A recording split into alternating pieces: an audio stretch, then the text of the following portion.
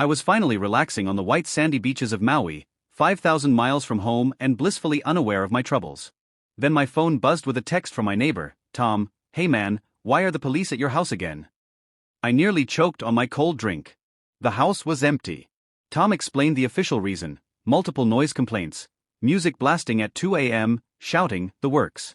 The whole neighborhood was talking about it, and the HOA president, Karen Wilkins, was telling everyone I was subletting to partiers while I was away. Karen had been a relentless bully since I moved into Sunnyside Estates 3 months ago, citing me for everything from the height of my single pumpkin to the shade of my mailbox. But this, filing false police reports while I was on another continent, was a new criminal low.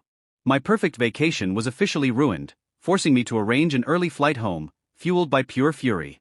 Back home, exhausted and staring at over $1,000 in noise violation fines plastered on my door, I went straight to my security system. I had installed doorbell cameras and indoor motion sensors discreetly, a precaution against Karen's reputation for harassing targets. What I found made my jaw drop. The house was, as expected, completely silent.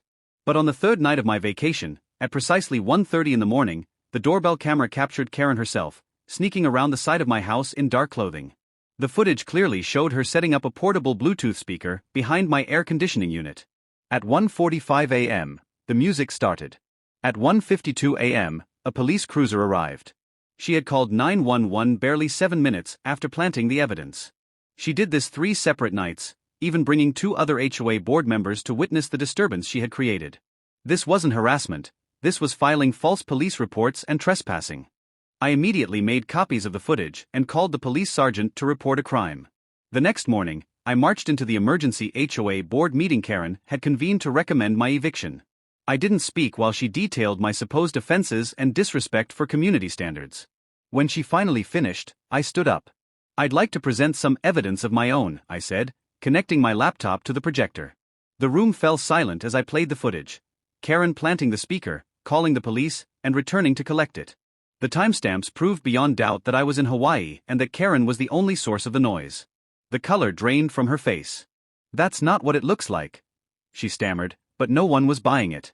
As the shocked board members whispered, the vice president cleared his throat and asked Karen to step outside. 2 police officers were waiting in the hallway. I had filed a formal complaint, and they had enough evidence to arrest her on the spot. The charges: 3 counts of filing a false police report, 3 counts of trespassing, and 1 count of breaking and entering. The look on Karen's face as she was handcuffed was something I'll never forget: pure shock that her actions had real consequences.